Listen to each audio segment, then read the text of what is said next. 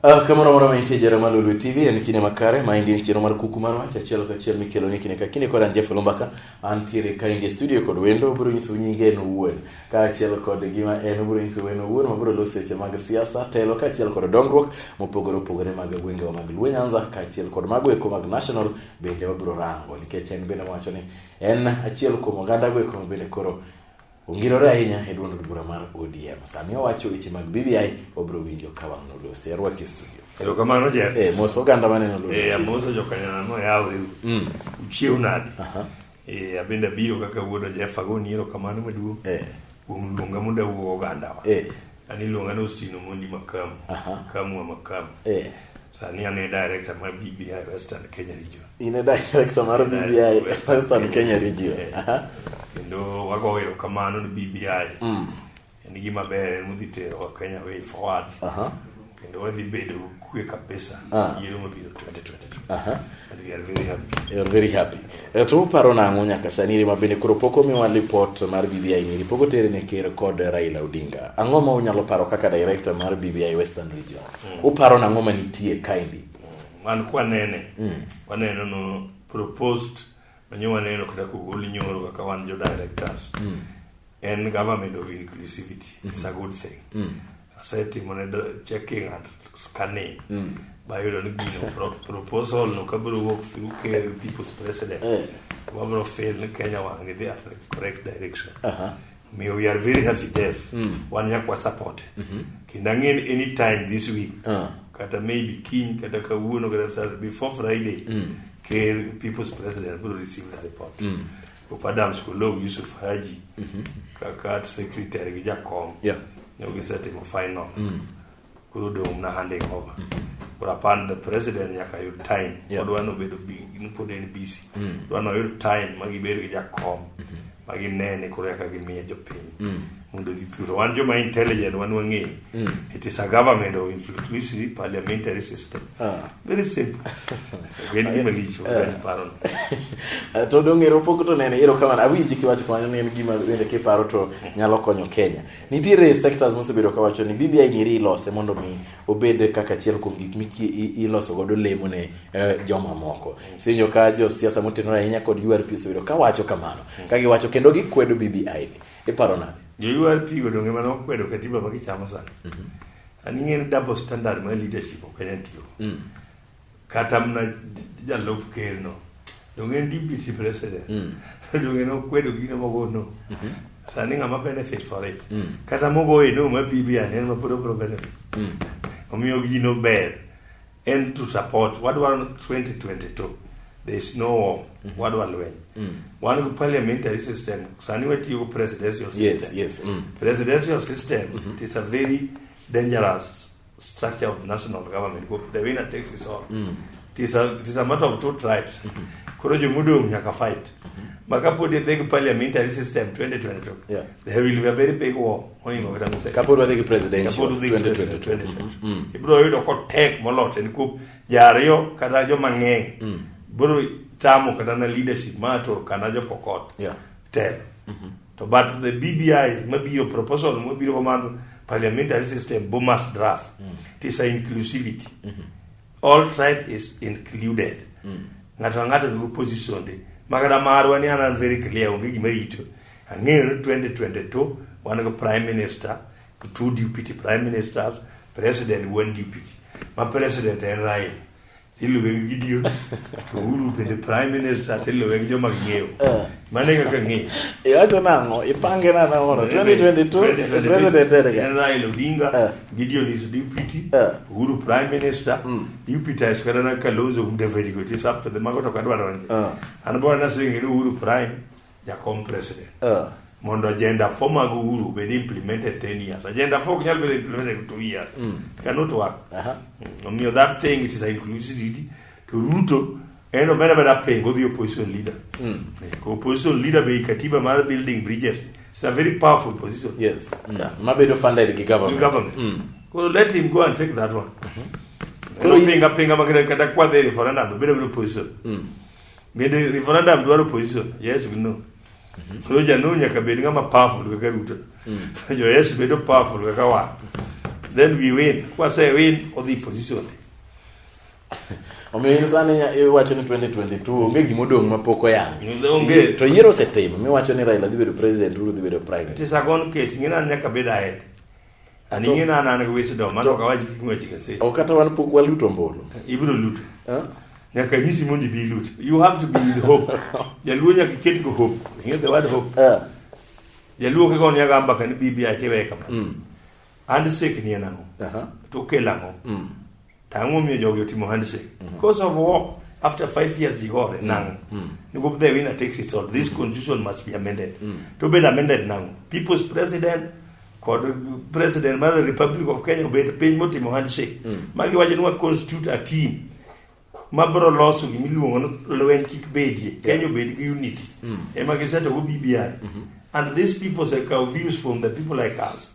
Mwase mi gi mo mi lwen beti. Because they are going to hand over that proposal to the president and the people's president. Mondo jo pinyo bio chako discuss mondo wago referendum. Mondo 2022 Kenya will be united. Maungi chioma ni wingi kero ngato baki. Masani irikoro itemo wacho kanyo kara ilobero president macho ni Raila biro chako chung kendo. Raila okno chako chung Raila poko nyako bet president. Okno chako chung he'll be president. Kapok Raila bedo president obro chung nyaka Yesu no duo.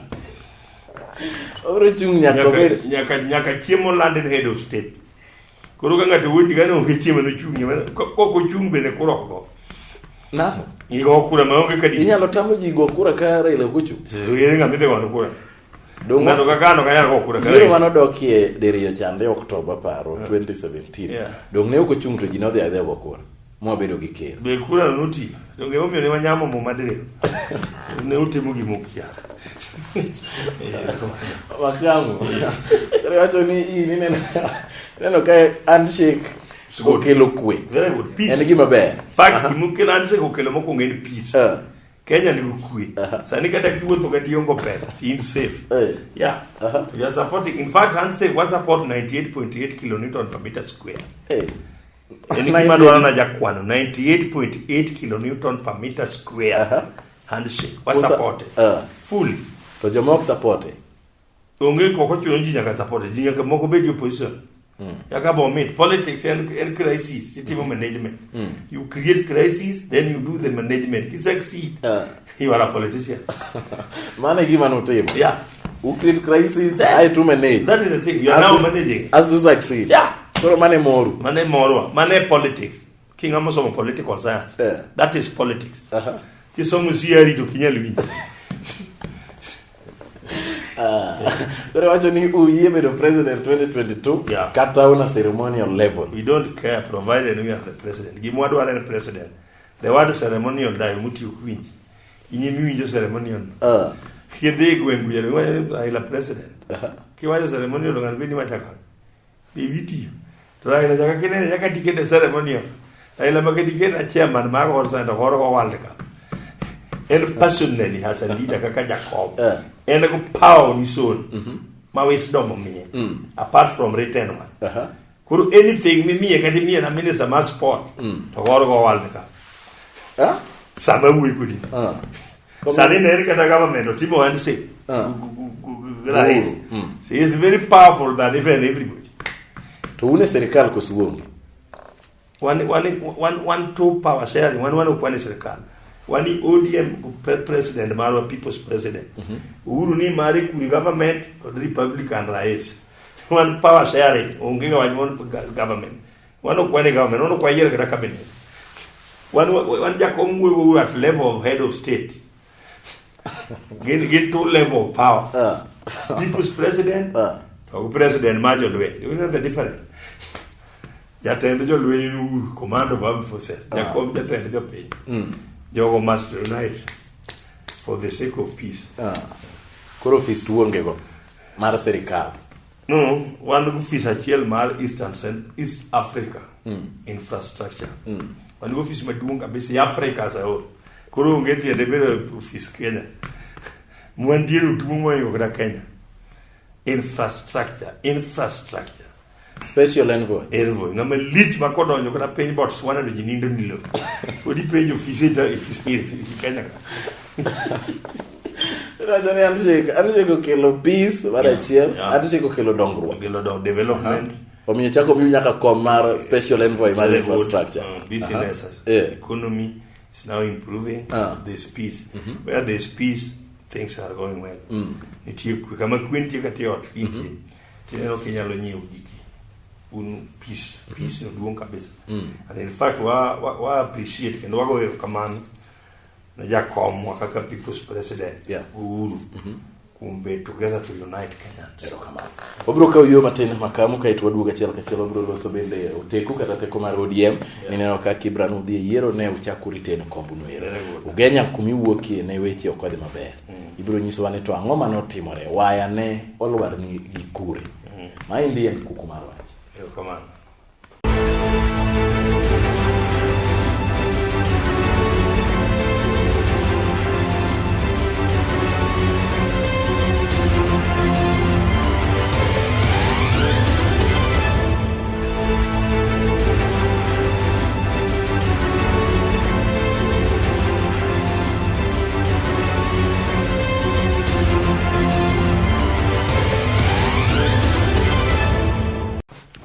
Kamano mar maite jara mar Lulu TV en kine makare ma inje chiro mar kuku mar wacha antire studio kaindi kod makamu kama wacho ni bende ne director mar BBI Western Region. Achaka rwaki studio. Erokamano yipuri ai. Kana wadhi e yueyo te wacho nwa kanyo ero ni un gibong'eyo ni ofis maduong' en ODM to ofis machielo en mar Ker Kenyatta. Manyiso ni wacho ni un gi the people's president to gi president mar Republic of Kenya. Inyalo iso ni to teku maru kaka ODM nyaka sani ni kama chalo nade. Yiero mar Kibra no kanodhi murumo kendo no chako kawo kom nero.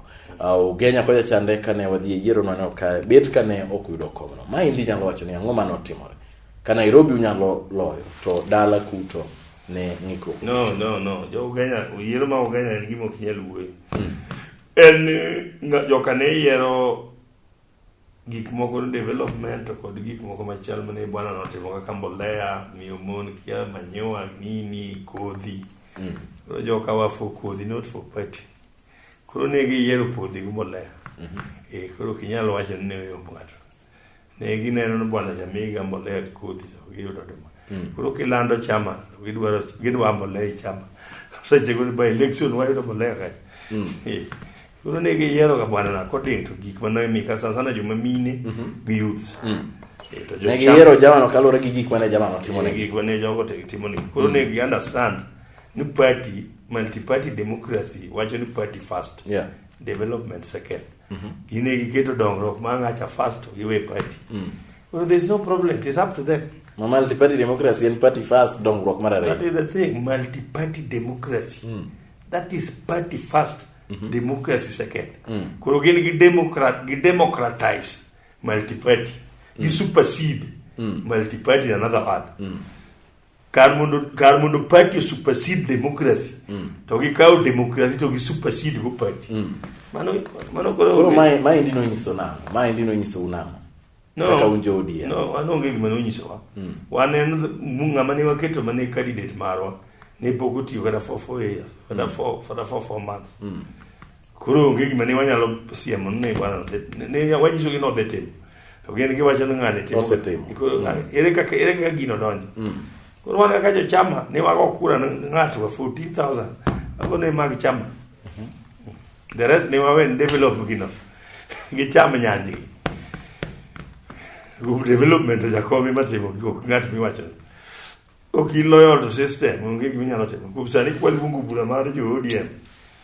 Mombedo chair de ni kal kaka elder. Tien ng'at gino kubedi bura. Koro yalo ka. Ko yala kod gi manyuko. Aya, Kibra ne utieko kawo kom nyalo wacho nang'o ma bende samoro osechawe nya kod jalup ker ni ochungo ng'atgi ja Jubilee no ochungo marega kanyo gisechawe nya ni weche mag violence odwa beti nyalo wacho nang'o ok nyalo kawo ng'ama onge kura titero dhi chung ka mane go ni dwaro violence anan vote ere kaka da vote ni to ki vote maka joma nyodhe chamo pesa jalup ker pesa ng'e kata in kidwaro studio kilo ni lo million tichime singeni gimanya ka nyisi Jeff no power is more important than money. Power first, money second.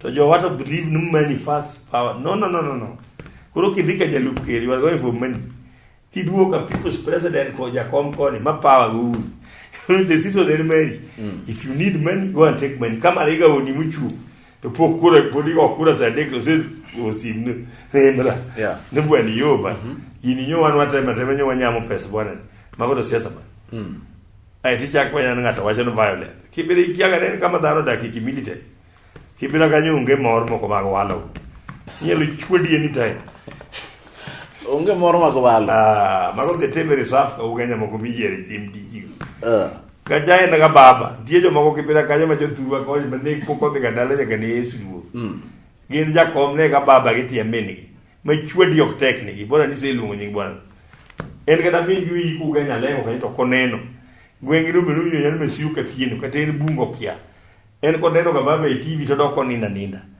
ndiye mi jako ni kelo ngado ni agusi goi jalango mane modaka kibera ndi tingo marega ndi ku people like walo jo ma confuse the cow pesa vir baba e power don't go for money people like ngilo neno ka neno power oparanya neno power anyway guru neno power ineno ka tich tutote president osewa junya lego konye ti mane power makaina kamanda ve power indi vi money indi karuti money ituo power ai makelo pesa kini power akasa ni anzani director ayo da pesa go pani power ani jiwonya lego e konge manyo power ai to pesa bile kilo mo ngana wodi ma director ma BBI kauma power fast not money give me kauma mano gigonyi igonya nadi batam toke gik baba jo ni gido ngeno ne go chol an mune go chola ko power jo gik mani I Kenya kaka penyere ngo atim analysis ami strategy 2022 yani akipi busy ami hope no is very important ami hope tingere jalu believe on hope kidwa ngenge jalu believe on hope okne go ne mbaka tiwe news after this one what next mano jalu to mane tich matiyo koro ke chola mano ge pa beda ga jakom no mano pa jadima kada da professor governor kan mano wa jakom pa sari koro ka en governor pesa de ne ade makoro ibe bedo bur jakom ni neno ka kopogore gi bedo jakom mar BBI Western Region ineno ke nyalo chak yudo power more ingin sasa no jakom land president automatic ase yudo power mane anyalo kira bedo MP anyalo kira bedo nominated senate ngo bya komo ngeni makamu city miugi open power then money will come yo edhir pesa karuto yo edhir war pesa karuto ruto got a lot of money but you will lost nija nini ngane ne this governor makiem nija no the karuto ka pesa 20 otowe pa maro wadi nyingi mesmu rais dongola ere isa juma jo pesa dongola la luele kimari ko kakadi tudo do kwitu ko kibera kile kama ko jumiji ni wa kibera wala pesa makavu siadhi maber dongruok nitie koso development wadhi go mbele kendo gavana marwa bebelepe una moth ko ila tiyo maler sani wadwa we legacy kacha ma very dangerous wagero stadium league madhi kao 20,000 seats to wan go kacha Obama University sani bendo se chwaka sani kikalo siate no nyithindo manyi ka kisungu chwaka siasa ni duong chupa sia town deep to English tano do nyaka retuo mano legacy governor se kilo nyo ni HWC yo health nyamrero tie ground baraj health under health department ECD su ile magi jintendo mechako chwadre gweng maraj ndara moyawa nyaka maga poche kacheli mio his excellency the governor is doing his last term legacy ni waneno wabro kwan sani ogero headquarter masiame licha ichopo siati neno ka gorofa man malo 2-story building very clear chiegni rumo by next wimrare wayawe mano is the development metimo saneto watime ko pesa matin ikelo pesa sia 4.1 billion to counties modong rutinge na 9 paranya na kode 9b yo moko nyame na 6 to mai mineno governor tiyo ko motimo ko matin mo loso ko project to to bende ichulo nyaka wage bill. Koro madong bende tin. He's trying his level best. We have to support him. Siaya is good. Siaya is good. Samoro Odita golo ga lupode ni counties ok ti maber gi mwandu mag jopiny. Iparo nade? Ano kadwa gik ma Odita golo mago gin na proposal. Igolo ma onge evidence. Odita da golo gima onge. Sai to bang dala de gigo be onge. What Odita man? So when you are auditing something, bwana, you must be very sure with what you are auditing. Okibugre bwana no audit otemsi ya ne pesa kamola. Dokola daki mani. Kikingen pesa la. Daki ka action. You know they take it you know very county. But niti action magi ka. You so you believe on hearsay. Hearsay of team auditing. You must be with tangible evidence. Kore nyalo wacho ni dongruok mar gwenge mag Luo Nyanza nyalo wacho ni kama chalo dad. No, we are improving. Ngin wase bedo outside the government for so long. Ngin ya luenga mose chandre more than Bible. Molo muma. Joma chako chandre mu. Ngin jo Israel no chandre 40 years. But one was said beyond 50. 50. Yeah. We are ahead. Wakuango ne muma.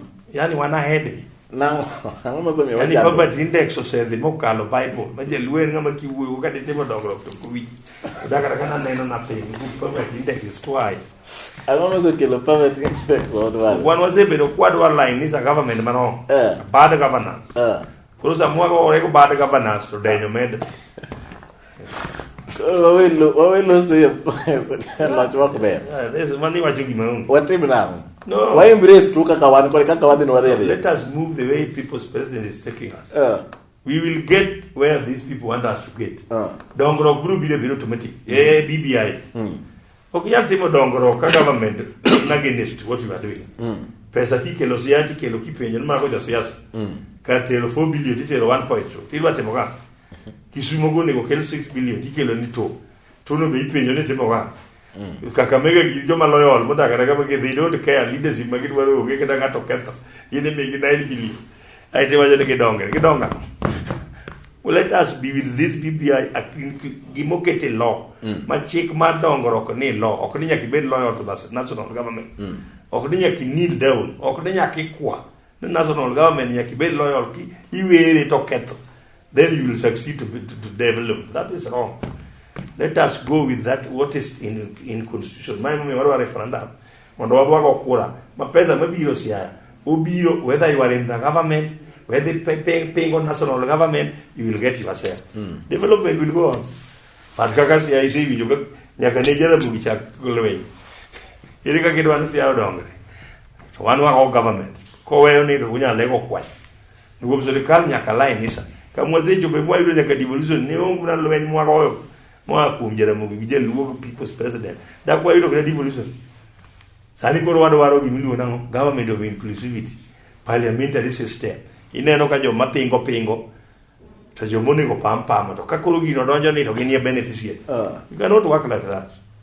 Double standard of tigo in leadership ibro yudi offside very soon gikma wajo ni will remain andonga wuko dikawa ka woni TV live onge gima bro yambe kaka chi digagi bro remain kada 10 years ni makamo wacho gi ne wacho ni nyalo pango nwa governors mag Luo Nyanza 2022 te nyalo pangi ngi gibata kadwa wacho sana bro create tension ingegi ngi Mauma Bay 2022 ngi Migori ngi Kisumu ka ngi Siaya nyingi gemok de mi go kanga mi to tabo ne no makamu nyo se ke lo problema create tension sa ne do anu e mantie buti gitie tiage 2021 ki luonga ka keri dwe mi luonga ne I'll tell you the names for manado everybody are prepare for home sa ne ka wacha gibro concentrate on sa mano bro ido ngato ikore mar de a bro bedo gira sanga mato eto koro tieko aweti bro bedo ni otieko obado bro bedo ni otieko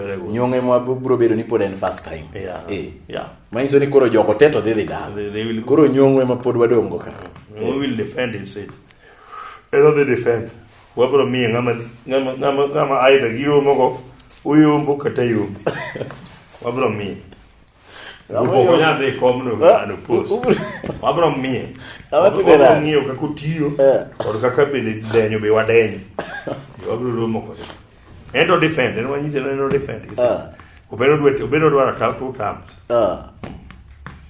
ai BBI nyoni kukil regional government neno kaka retain na 47 47 yeah for the rest of ngato kaka governor mara Masiaya we will create another position for him mondo chako duogi kada go duogi gubernatorial he can be a nationalist leader ma ok nyal tikete kata wach ni wato koro wa yue oyue am siasi yue ba siasi yue en kanisa ma father yue kada father lemion politics en gima ne remo ma kisebeda leader you will lead until you die kingatu undiga ngata bro yue kada na kibaki no me kibaki gumoyi go dwamna board mag water haya makamu koro ka watieko ka idhi achiel kachiel wacho ni joluo osebedo gi chandruok molomo ma gikalo Bible ne omi papa tinde kada kineno ka ng'ato otimo development o gikwen poko ne ochung' ndara ma ng'ato payo to kwera ni gimitimo kia that is papa tinde kaya lil kume floodlight ben rango mabu city o kada rasanga no tiango tingeno chungi floodlight mogur mane onge so that man kingi yudo ne tuo milion megalomoni itu tuo no ya de onge chemistry kenya na yudo roga makwe te ko pati bien kwa ineno development usiri gide to realize kana perfect index sai Correro ko yalo dedo. Eno ko. Kechike. Katanga mkiti no malo. No ngini lo to ndara dibedo bele to gatiyo ni tia. To ndara michunye ndara ngama ni shini lo. Dak ni kima cha. O ka wachi ni mogi kibejo yo arero lo leti. Kamano ne yo studio. O adwaro no ko yudo time to luonga munda nyisi jo dalo way forward. Ta kwano jo prepare. Gima biro next bang yiero makibira gon jo kibira yo kamano kunyo jago kura na baba kapori gen kode shwa no dibedo president 2022 kenda jaka nyiso jo dala wan prepare referendum biro kendo ko biro woguru woko te will prepare kura serikal mede go ma 2022 and government maonge lwen eka chimoro yesu dugi Kenya ka ilo no government of inclusivity parliamentary system okay pure presidential. But the winner takes it all for a war. There will be no war. And that confirmed that true. When you are labeled the president, Samachon, to that confirm no their deputies go Magobro Bela Coding. What the way in what chopo at that coast. Even Angamoro will be the deputy president, but for the time being. Ruto to the mbele kaka uwe na bele position serikali be kubera ka unge position mapengo nyo de pengo nyaka kibira ngama unge kwa ubedo wana ba ubedo no omya kwa yo kanya na mbedu kwe kendo jowa ma jo chama yo ODM MPs governors unki kudonje lweny mar Jubilee we urma ina kamanda na miluongo nanu Waiguru ore Ruto kuro ore kotoyo un retreat to regroup to abro advance 2022. May God bless. Asante sana. Basi na ndire kanyero kwa mwaka wacho na director mar BBI Western Region. Orito masani kicho ko siai mo so da jisi. Alwa no luonga ka kendo. After 1 month jaki luonga ka. After 1 month munda give a new strategies go hope. Kaka penyerengo.